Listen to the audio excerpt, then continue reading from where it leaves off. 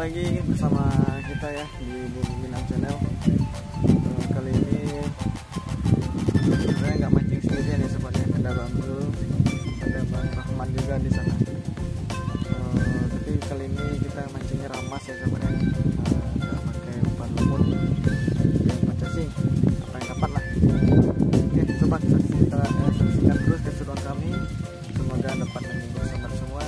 Selamat menyaksikan.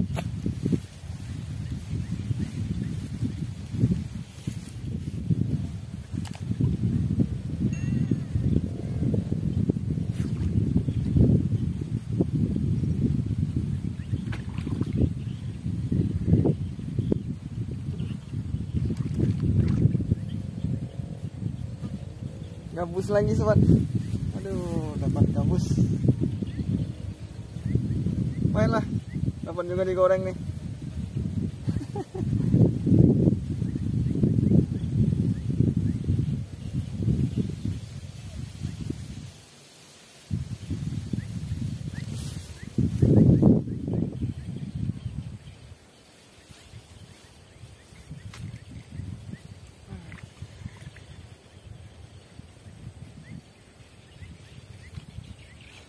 Ikan betok sobat, ikan betok.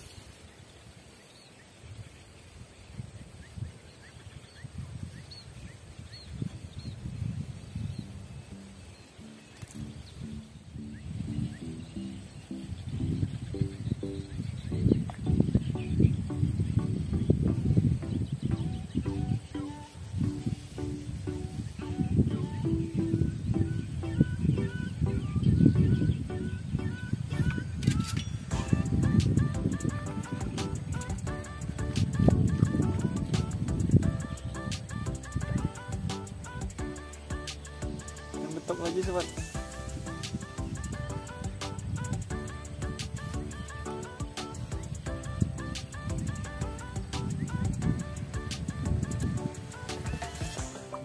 Iya supaya jalan loh.